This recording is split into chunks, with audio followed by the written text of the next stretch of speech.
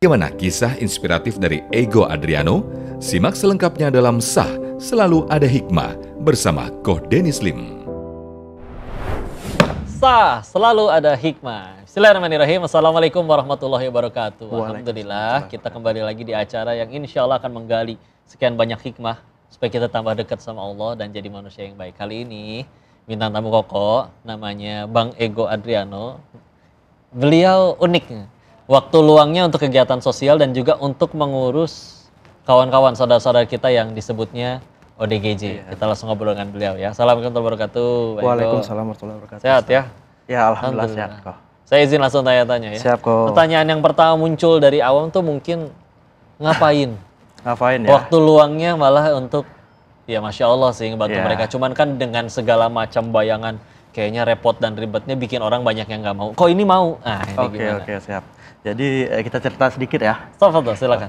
Jadi memang kegiatan sosial saya di bidang ODGJ ini kok udah mulai dari tahun 2020, tepatnya itu di bulan Agustus kok. 5 tahun lalu berarti? Iya 5 tahun lalu. Tapi sebelum kita ngungkit cerita ini, ada cerita awalnya. Gimana? Ya, jadi memang saya ini berasal dari Bengkulu. Oke. Hijrah ke Jakarta itu tahun 2016. Oke. 2016 masih karena sekolah. melanjutkan pendidikan. Oke. Saya melanjutkan pendidikan untuk kuliah di Jakarta. S1 terus berlanjut ke profesi apoteker. Ya, farmasi terus sambil apoteker. Benar. Berarti sekarang ini ijazahnya apoteker nih. Ya, alhamdulillah profesinya apoteker sekarang. Jadi sembaring pada waktu S1, saya suka juga nih buat konten-kontennya ada di YouTube. Nah, pada waktu itu ya saya buat kontennya mengenai berbagi kok. Berbagi, oke. Jadi misalnya ada anak-anak yang ada di jalan, biasanya saya samperin, saya tanya-tanya. Jadi memang mereka ini banyak ceritanya kok. Nah, pada waktu itu saya juga sering nonton konten-konten kreator yang di bidang ODGJ ya. Ada kan. Ya, jadi terinspirasi juga nih, pengen kayak gitu, tapi belum bisa gitu, belum ada ilmunya kan. Sampai akhirnya ngelihat ada ODGJ di bawah jalan tol, saya coba inisiatif untuk mengabari atau untuk mengasih tahu ke kreator yang suka bantu ODGJ. Melalui Instagram saya kasih tahu bahwa di lokasi tersebut ada ODGJ. Alhamdulillahnya ditanggepin. Kita datang bareng-bareng ke tempat ODGJ tersebut dan alhamdulillah akhirnya dengan kerjasama dengan Dinas Sosial Jakarta, ODGJ yang tadinya tidurnya di jalan, nggak tahu keluarganya di mana, langsung dibawa ke rumah sakit kok. Sampai akhirnya pada waktu itu kan ngelihat langsung nih, yang tadinya orang tersebut nggak tahu keluarganya di mana, tidurnya terlantar seperti itu, dan lihat langsung dievakuasi langsung. Jadi saya merasa kayak wah enak juga nih, jadi seorang content creator tapi juga yang namanya bermanfaat untuk orang lain. Nah, seperti itu. Kepuasannya apa berarti? Apakah senang ngelihat mereka yang tadinya gitu akhirnya jadi mulai sembuh normal atau? Kalau ditanya kepuasan sih kok gimana ya? Sulit diungkapin kok. Karena memang dari awal saya menangani ODGJ, saya itu selalu menemukan ODGJ yang di jalan, yang ada keluarganya. Bahkan saat ini kebanyakan yang terpasung kok. Jadi kepuasan yang saya dapatin itu seperti nih, misalnya ada ODGJ di jalan, saya bantu, 25 tahun hilang, tiba-tiba ketemu keluarganya karena nonton video saya. Jadi seolah-olah kayak, waduh, ini nggak bisa dibayar dengan uang gitu kok. Betul, beda seperti ya. itu. Jadi, dan sudah berapa orang berarti ODGJ yang akhirnya? Waduh, kalau ditanya orangnya mungkin kita nggak bisa ngitung lagi kok, karena mungkin udah ratusan ya kok ya. Gitu. Sampai ratusan. Iya, udah. Ditarget nggak sih? Seminggu tuh harus berapa kali? Enggak, seketemunya aja. Kalau kita ketemu berarti ya kita bantu seperti itu kok. Tapi selain tadi apoteker sama ini yang kegiatan sosial ini, yang lebih full time yang mana berarti? Lebih ke kegiatan sosial kok. Oke, berarti saya tadi keliling nyari atau ada tim juga yang keliling nyari terus laporan ke Bang Ego? Jadi kalau untuk laporan itu kok biasanya kita dapat dari penonton kita, dari keluarga pasien seperti itu kok. Masya Allah. Terus gimana yang paling ekstrim? Ada yang mereka berontak nyampe fisik mukul gitu juga pernah kejadian nggak? Kalau untuk yang paling ekstrim pernah itu di daerah Cianjur. Saya ketemu dengan ODGJ yang ada di jalan kok. Jadi pada waktu itu kita coba untuk mendekati, biasanya kan ada ODGJ, kita dekatin untuk ajak ngobrol. Ini laporan dari netizen juga? Ini kita ketemu, Pure, pas-pasan di jalan. Beneran takdir Allah aja ketemu ya? Terus. Ketemu di jalan, kita coba untuk deketin. Pada saat kita deketin, beliau berontak langsung ngambil batu kok. Apa bapak-bapak kah atau bapak-bapak? Terus ngambil batu mau ngelempar ke kita. Otomatis kita langsung kabur dan ya kita biarkan dia pergi lagi. Seperti itu kok. Pernah juga. Akhirnya sempat ketolong nggak dia? Dia kabur kok. Kabur ya. Nggak tahu kemana lagi. Setelah itu pernah juga di daerah Cikarang. Di daerah Cikarang itu kita sempat dicakar juga. Dicakar. Gemoy sih lucu juga. Terus gitu. Akhirnya karena kan tadi belum ada yayasan ya. Iya. Akhirnya berarti kan dibantukan ke Dinsos dan kita tempatin juga di yayasan. Berarti jatuhnya lebih kayak masih ditalangin dana pribadi. Benar. Jadi kita kan memang bergeraknya itu di YouTube kok. Jadi full hasil YouTube itu kita gunakan untuk operasional membantu ODGJ. Tadi juga diceritakan bahwa ternyata ada salah satu ya yang dulunya ketemu di jalan. Enggak. Sengaja, atau jadi gimana? kalau untuk pasien saya ini mantan pasien ya kok ya. Dia ini memang udah lama sakit. Saya dapat info dari relawan dan juga dari orang tuanya kok. Ya, menceritakan keadaan keluarga yang seperti ini. Akhirnya saya coba untuk datangin dan benar saja seperti itu. Saya bawa ke rumah sakit. 2 minggu di rumah sakit. Pas sudah keluar udah alhamdulillah lebih baik dan saya ajak jadi tim saya untuk saat Dan ini. seiring berjalannya waktu ya, dari yang tadinya mantan pasien, sekarang sudah jadi tim. Dan nanti kalau teman-teman nggak kemana-mana, abis ini kita akan ajak ngobrol di sini juga ya. Maka Masya Allah, untuk itu kalian jangan kemana-mana, kita akan ambil hikmah lagi selanjutnya, tetap di Sah, selalu ada hikmah. Terus diberisikin kalau kamu tuh bakalan mau diculik, bunuh mama kamu sebelum orang lain yang bunuh mama kamu gitu awalnya. Sampai kejadian nggak? Atau pernah nyampe kayak mukul mama? Aku cuman pura-pura ngambil kain, aku ikat leher mama, terus mama langsung ketakutan. Dari situ aku langsung pengen kabur dari rumah, nggak mau tinggal lagi di rumah. Pernah sampai nyekek mama pakai kain? Iya, pernah.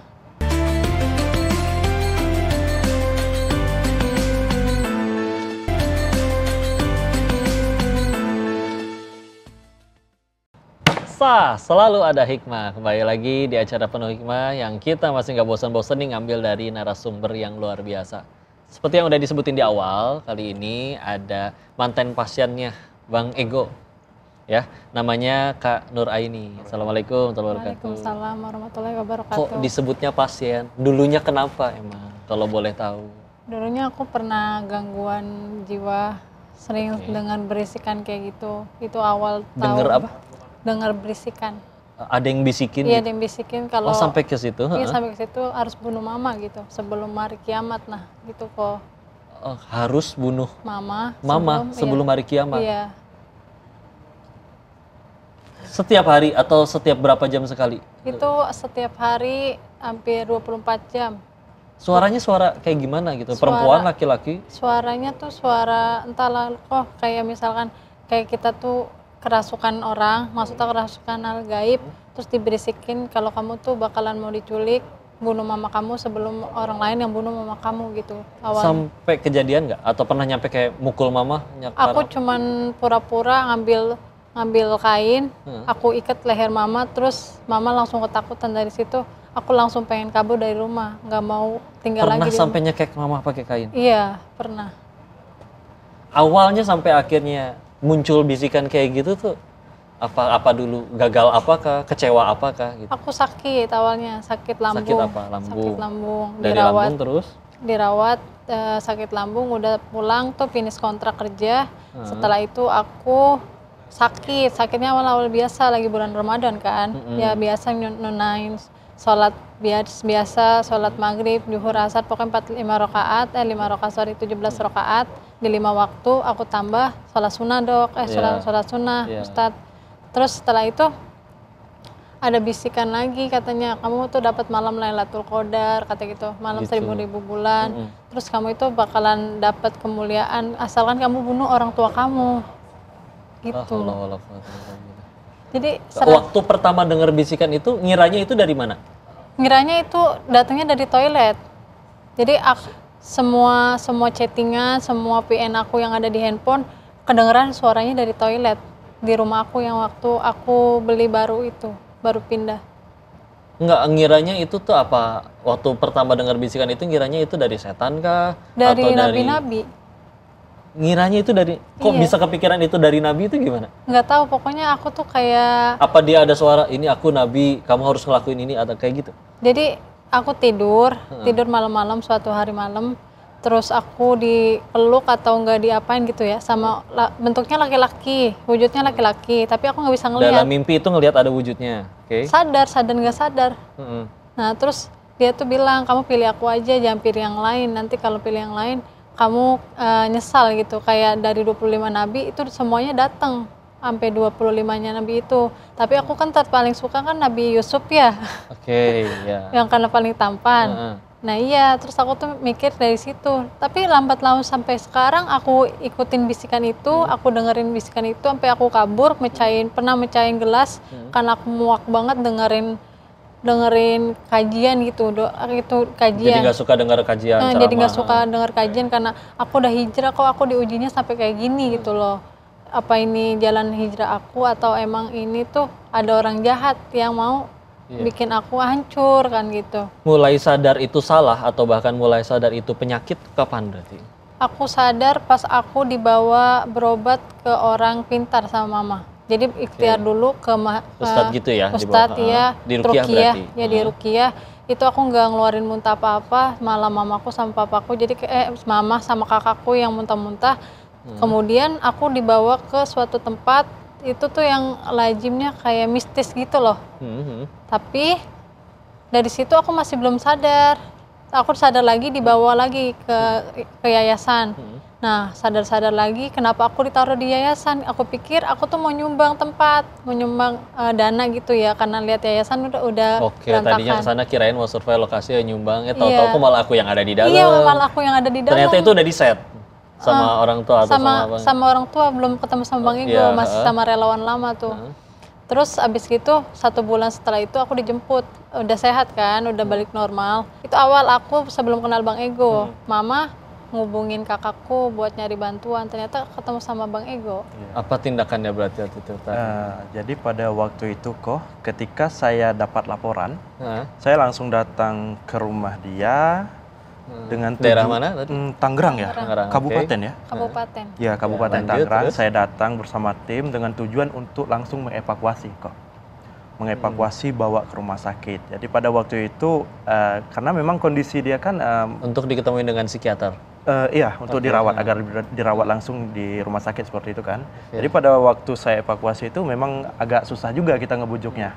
Karena dia keadaan lagi ini gangguan kan. Jadi pada waktu itu saya iming-imingkan untuk bawa jalan-jalan ke Jakarta.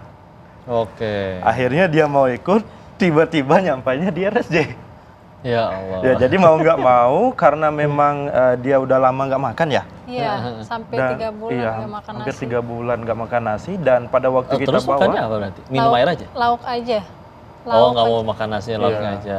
Jadi Lanjut. pada saat kita sampai di rumah sakit, dia udah nggak bisa ngapa-ngapain, udah lemas. Akhirnya mau nggak mau kita pakai kursi roda ya, Iya, Pak. pakai kursi roda dibawa ke IGD seperti itu kok. Tulang doang kali waktu itu. Iya, kurus banget kurus gitu banget, kan. iya. Jadi fase awal untuk ya fisiknya sehatin Iya, dulu benar. ya. Baru sampai akhirnya ya alhamdulillah sekarang sembuh Iya. ya. Nah, ini pemirsa gimana nih? Ternyata alhamdulillah sudah ada buktinya yang depresi sampai sekarang sudah bisa ikut aktif dalam kegiatan sosial. Maka hikmah yang selanjutnya akan kita kulik lagi di segmen selanjutnya. Kalian gak boleh lewatin sama sekali. Jangan kemana-mana, tetap di Sah. Selalu ada hikmah. Komen dari penonton saya terbilang kebanyakan itu positif kok. Alhamdulillah. Tapi tidak menutup kemungkinan juga ada 1-2 yang kadang komennya kok kebaikan dipertontonkan. Sebenarnya di sosial media saya sudah pernah mendapatkan jawaban itu, tapi rasanya masih kurang gitu kok.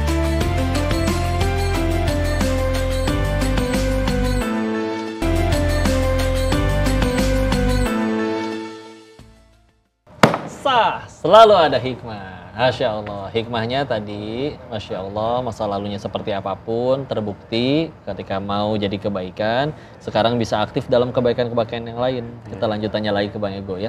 Jadi sekarang Mbak Nuraini sudah ikut join ke timnya? Ya, jadi memang pada saat Nuraini ini selesai pengobatannya di rumah sakit, jadi saya putuskan untuk bawa dia ke tempat saya, bareng juga dengan istri saya, dan saya putuskan juga agar dia untuk menjadi tim saya. Perannya apa tugasnya? Untuk saat ini peran dia sebagai di tim itu ya membantu pada saat kita evakuasi ODGJ, apa yang perlu kita bawa apa, ngantarin pasien ke rumah sakit, seperti itu kok. Masya Allah. Iya. Masya Allah. Alhamdulillah. Maka apa tadi katanya juga ada yang mau ditanyain? Ya, silakan. Benar kok. Izin kok. Ya. Jadi memang saya di sosial medianya udah cukup lama juga kok. Iya. Alhamdulillah support, komen dari penonton saya terbilang kebanyakan itu positif kok. Alhamdulillah. Tapi tidak menutup kemungkinan juga ada 1-2 yang kadang komennya kok kebaikan dipertontonkan. Sebenarnya di sosial media saya sudah pernah mendapatkan jawaban itu, tapi rasanya masih kurang gitu kok. Nah, pas banget saya ingin nanya, gimana menurut Koko, gimana menurut pandangan Islam ketika kebaikan kita itu kita perlihatkan. Dalam tanda kutip ya tujuannya untuk membantu ya. Seperti itu kok. Ya. Terbukti terinspirasinya Bang Ego juga kan gara-gara ada yang ngontenin kebaikan kan? Iya benar. Iya kan? Berarti udah ada contoh yang berhasil, ada orang kebaikannya dikontenin, terus akhirnya menjadi ditiru oleh orang-orang yang pengen berbuat kebaikan lainnya. Seperti misalkan tadi Tuan Nafi akhirnya menginspirasi. Ya salah satunya ya walaupun banyak selain beliau, akhirnya jadi sekarang ikut terjun Bang Ego dan tim di kebaikan. Mbak Nura ini sudah menjadi saksinya, bahkan ikut menjadi dapat manfaatnya, bahkan ikut jadi kebaikan. Alhamdulillahnya Allah punya juri yang maha adil. Masya Allah. Kita punya juri yang maha adil, yaitu adalah Allah. Selagi niat kita benar-benar ikhlas lillahi ta'ala sih sebetulnya nggak apa-apa. Walaupun memang jaga niatnya ini yang harus benar-benar di 3 tempat ya. Sebelum melakukan, saat melakukan, dan setelah melakukan. Itu benar-benar dijaga. Selagi niatnya lillahi ta'ala, orang mau ngomen apa juga sebetulnya ya. Kalau kritik membangun silakan diterima, tapi kalau bentuknya julid doang mah alhamdulillah surga kita nggak di mulut mereka. Gimana cara menyikapi yang paling baiknya? Cara paling baiknya ketika ada yang komen, oh kebaikan di konten ini niatnya apa tuh bla bla bla. Maka cara kita ngejaganya, kebaikan yang tidak dikontenin kalau bisa harus lebih banyak. Contoh, kita terbiasa ngasih bungkus sehari 1 dikontenin. Yang nggak ketahuan yang nggak dikontenin berarti 2 bungkus. Sederhananya mau kayak gitu. Itu tinggal dilakuin ya. Dan juga Masya Allah, kalau juga pengen ngingetin sih tadi ya, bahwa semua orang itu gini, suka tidak suka, mau tidak mau, kita itu pasti butuh Allah. Dan pasti nyari Allah. Pertanyaannya kan 2 kan. Mau datangnya dengan sukarela, apa harus diseret dulu? Sebagian diseret dulu, maksudnya diseret tuh apa? Kena masalah, kena musibah, baru akhirnya dia sujud nyari Allah. Jadi ujung-ujungnya insya Allah semua orang itu akan butuh Allah dan nyari Allah, dia hijrah. Cuman itu dia, hijrah itu perlu ada yang nuntun, ada yang bimbing, ada tempat dia untuk bertanya. Karena kalau enggak takutnya ya terulang. Mungkin di luar sana juga mungkin pasti ada yang juga mungkin ngerasa bahwa kayak Nuraini tadi ya. Akhirnya jadi ada kendala di keluarganya, sampai akhirnya ada efek lain yang dimana kita tahu bahwa syaitan nggak akan diam kita hijrah, kita tobat. Jadi ya ini juga mesti ini ya, mudah-mudahan yang nonton, alhamdulillah makasih Nuraini, Bang Ego, untuk jadi akhirnya mudah-mudahan jadi tambahan wawasan luas untuk bagi yang nonton ya, supaya naudzubillah, karena ngeri juga saya kok nggak nyangka sampai ada bisikannya untuk membunuh ibu kandungnya sendiri, dan apalagi sampai udah sempet dicekek lagi ya. Ibu gimana waktu itu, marah nggak? Marah ya. Terus aku banting habis makan aku banting gelas, aku kabur, langsung dipegangin, dijaga biar nggak pergi gitu. Mau diobatin.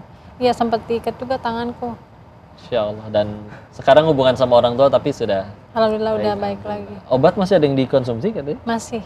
Setiap bulan sebelum sampai dikatakan dokter udah selesai, baru boleh berhenti. Diminumnya nunggu ada sesuatu dulu atau rutin aja setiap berapa hari sekali itu? Sehari sekali, dua kali sehari setelah makan. Untuk nenangin ya, Insya Allah sedatif. Jadi Insya Allah sekali lagi juga ini mengingatkan, pokoknya kalau sembuh itu karena Allah. Obat cuma ikhtiar, sisanya tinggal kitanya yang melayakkan diri di hadapan Allah, layak untuk ditolong atau tidak. gitu, alhamdulillah. Makasih banyak Kang Ego, istiqomah terus dalam kebaikannya. Mudah-mudahan nanti ada waktunya Koko bisa ikut bantu juga, entah collab atau gimana. Sama-sama dalam kegiatan sosial, mudah-mudahan kecipratan Koko pengen dapat pahalanya juga. Amin. Ini terima kasih telah menginspirasi, telah menjadi bukti bahwa masalah apapun itu ternyata bisa lewat juga. Nah, insya Allah pemirsa, di episode kali ini kita udah banyak mengambil hikmah dari dua narasumber kita yang luar biasa. Dan kalau kalian pengen terus mengambil hikmah-hikmah yang nggak ada habisnya, jangan kemana-mana, selalu saksikan program kesayangan kita itu, yaitu di Sah Selalu Ada Hikmah. Sampai ketemu di episode selanjutnya. Assalamualaikum warahmatullahi wabarakatuh.